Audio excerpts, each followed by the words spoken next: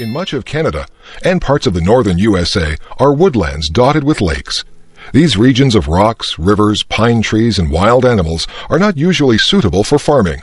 However, they are ideal places to spend a summer holiday. They are far from the cities. The woods are quiet and peaceful. People fish, go boating or swimming, have barbecues outside, or play outdoor sports. Some people spend their whole summer at the cottage. Others go for a week or two. City people who don't have a cottage like to go to parks and swimming pools in the city. If they are near a lake or ocean, they may go there for the day. Many museums, libraries, and art galleries have programs for children in the summer. Swimming is probably the favorite summer sport. It feels wonderful on a very hot day to jump into the cool water. Swimming is also excellent exercise. Besides swimming, baseball and football are also popular in the summer. Spending an afternoon or evening at a baseball game is a favorite summer pastime. Summer is also a favorite time to catch up on reading.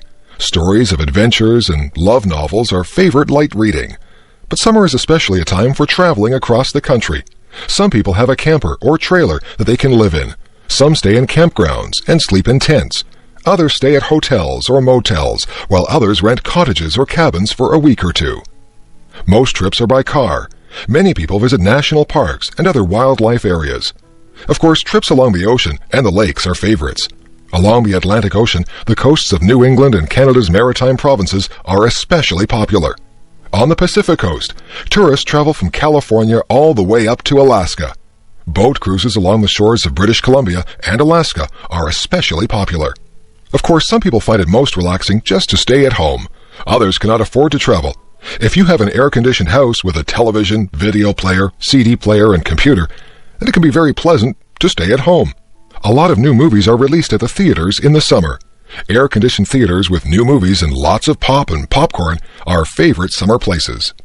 After 2 months of summer activities, most people are ready to go back to school and work, but they usually have lots of happy memories to take back with them.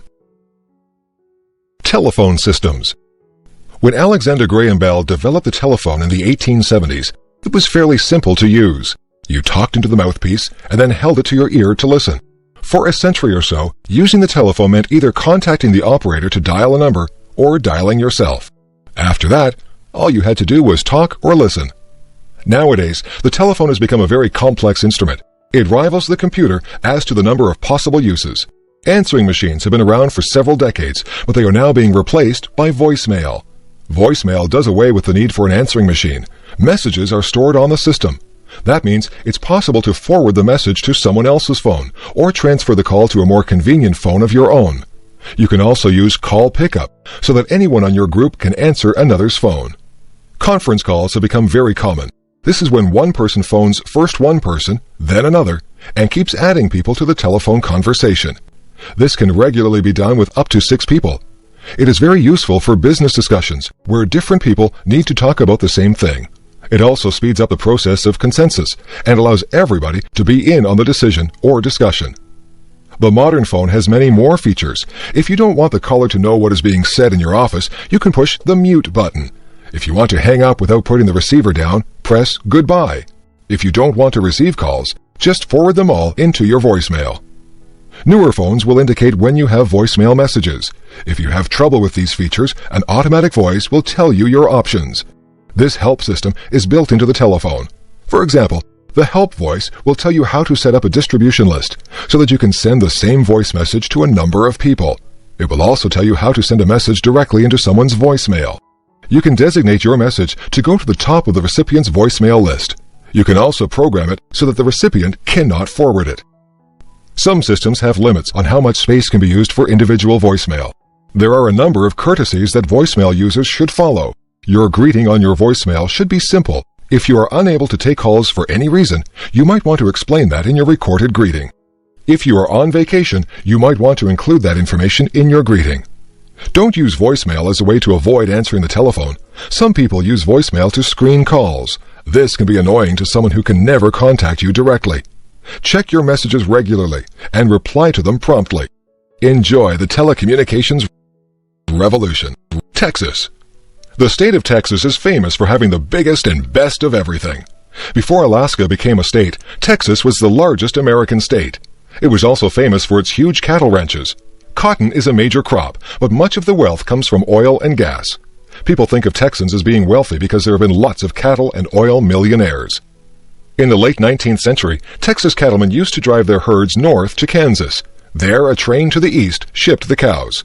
Eventually, the railroad came to Texas, and the great cattle drive stopped. By then, many Texans owned large ranches and were quite wealthy. In the 20th century, oil has made many Texans wealthy. Oil refining has led to chemical industries and synthetic products. Most Texans now live in cities. Many oil companies have their headquarters in Dallas. Other large manufacturing cities are Houston, Corpus Christi, Fort Worth, and Austin, which is the capital of Texas. Several cities, such as San Antonio and El Paso, have a strong Spanish influence. This dates back to the first Spanish visitors in the 16th century. The old mission at San Antonio is famous as the Alamo, where an important battle for Texas independence was fought. Texas is a huge area with mountains, deserts, prairies, rivers, and islands. The rugged beauty of its grasslands and deserts attracts many tourists. For a state that is mostly dry, Texas has a remarkable variety of wildflowers in the spring. Its animals and birds differ from other parts of the USA.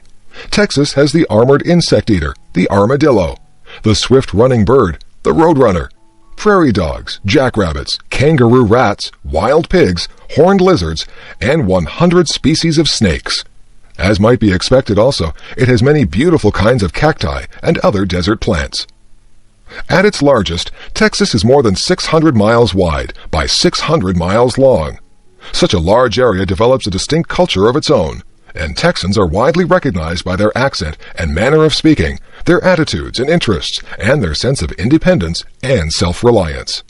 Texas is also known for its beautiful women, who regularly win national beauty contests. Its men have a reputation for being rugged, for not talking more than they have to, and for being straightforward and honest. Although many people think of cowboys and Indians when they think of Texas, it is a center for high-tech industries. The American Space Program has its headquarters in Houston, and Mission Control Center is there. Texas is also an important manufacturer of computers and other high-tech products. Oil production is still important in Texas, but it ranks third as a source of revenue behind manufacturing and tourism. The colorful history of Texas and its wonderful scenery contribute to a thriving tourist industry. Texas is also an important business and financial area. Yes, even though times have changed, Texans proudly maintain that their state still has the biggest and best of everything. The Ford Pinto case. Businessmen often complain that their profits are negatively affected by government regulations. On the other hand, history has proven that it is necessary to regulate business in at least one area: public safety. There is ample evidence that consideration for the safety of the public is not always a priority in business decisions. Back in 1912, the Titanic smashed into an iceberg, killing hundreds of people. It was going too fast through a large collection of icebergs while attempting to set a speed record. Unfortunately, there were not enough lifeboats to accommodate the passengers. Usually when such a tragedy occurs, the company is not found guilty. Instead, safety regulations are enacted for future cases. In the future, ships were ordered to carry a sufficient supply of lifeboats. In 1978, the Ford Motor Company was indicted on the charge of homicide. This was the first time such a charge had been brought against an American corporation. It related to the deaths of 3 teenage girls who were burned up when their Ford Pinto was hit from behind. The prosecution charged that the Ford company knowingly manufactured a dangerous car. Behind this story is the pressure on Ford to produce a small car to compete with imported vehicles. The Pinto was rushed into production in spite of warnings that the gas tank was in a dangerous position. It would have cost Ford an additional $11 per car to fix the problem. Ford decided not to. Later, Ford produced a cost-benefit analysis to justify their position, estimating that the faulty design would cause 180 additional deaths. Ford valued these at $200,000 per person. This cost was far less than equipping 12.5 million vehicles with $11 protectors, so Ford felt that they had made the right decision. Ford executives were acquitted on the charge of homicide. Nonetheless, Ford had to pay out millions of dollars in out-of-court settlements. These were paid to families who had lost relatives in Pinto accidents. This case shows how far a company will go to protect its profits. For more than 8 years, Ford lobbied the government not to tighten safety standards on cars. As long as the Pinto was profitable, Ford did not want to change the design. Although Ford made a lot of money on the Pinto, their reputation was tarnished. The Ford Pinto case is one of many which point to the need for governments to set safety standards. No business wants to recall its products or leave them sitting idly in a warehouse or expend large sums of money for upgrading and repairs. No airplane company wants to have its planes in the hangar when they could be in the air making money for the corporation. As a result, commercial companies are seldom motivated to look closely at product or service safety. This is especially true today when the bottom line in business is seen as a justification for every decision. For this reason, governments have to oversee issues of public safety. Most businesses are too busy working on profits to have much time or concern for doing so. The Golden Man El Dorado. When Christopher Columbus sailed west from Spain in 1492, he was trying to reach the Spice Islands, which today are called Indonesia. Spices were very scarce and valuable in Europe at this time. No one knew that two vast oceans and the American continents lay between Europe and Asia. Columbus did not find spices in America, but he did bring home some gold trinkets. The American Indians wore these as jewelry. Gold, not spices, was to become the biggest motive for exploration. Expeditions into the interior of the Americas were very costly and very risky. Only by promising the authorities huge profits could sailors and soldiers raise money for their expeditions. They also needed to promise rich rewards in order to get followers and crews. If a leader returned to Europe without gold and jewels, he might end up in jail. No wonder the Spanish conquerors were always searching for gold. At first, the Spaniards stayed around the coasts of the Caribbean Sea, but stories of gold in the interior tempted them to explore inland. They asked the Indians where their gold jewelry came from. The Indians would point further inland. They said that a wealthy people lived in the high mountains that traded gold and emeralds for pearls, cotton, and shells. The Spanish emperor had given the rights to exploit present-day Venezuela and Colombia to his German bankers in 1528. So Germans Dalfinger, Fetherman, and Hohermuth led a series of expeditions into the jungles, grasslands, and mountains. Meanwhile, Spanish conquerors had found immense riches in gold and silver. Hernando Cortez had captured the kingdom of the Aztecs in Mexico in 1519.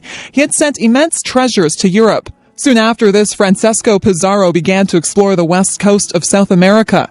In 1531, Pizarro invaded Peru and destroyed the kingdom of the Incas. Pizarro melted down the gold and silver treasures of the Incas and sent gold and silver bricks back to Spain.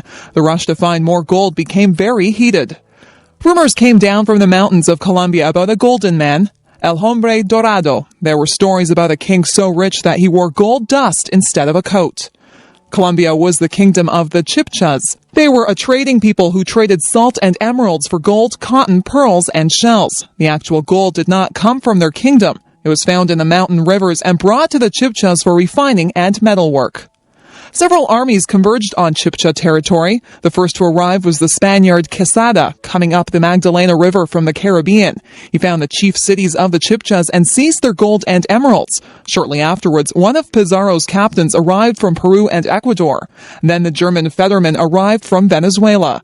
Quesada gave the latecomers some gold and jewels to ease their disappointment. Quesada's men also found out about the Golden Man. High in the mountains was a lake created by a meteorite. The Indians believed that the golden god from the sky now lived at the bottom of the lake. When a new leader of the tribe was elected, he was covered in grease and fine gold dust was blown over his body so that he appeared to be made of gold. He was taken out to the middle of the lake on a raft. He would jump into the lake and stay in the water till the gold dust was washed off. It was considered an offering to the god.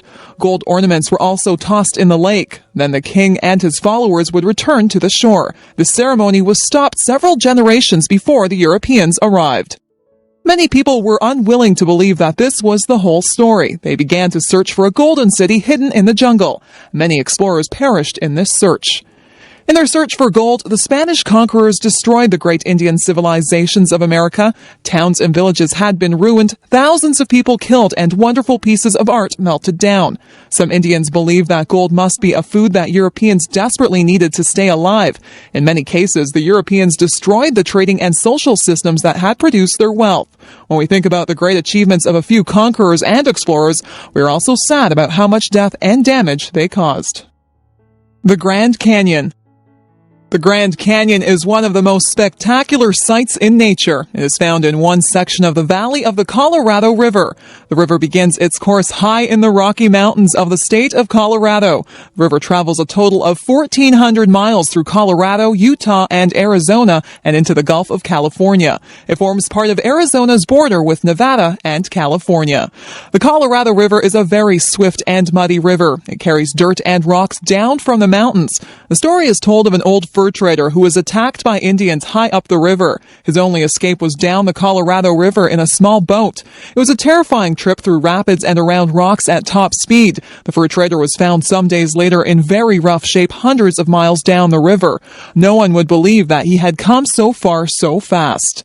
The Grand Canyon stretches for about 250 miles in the state of Arizona. The canyon was carved out by the flow of the river itself. In places, the canyon is more than a mile deep.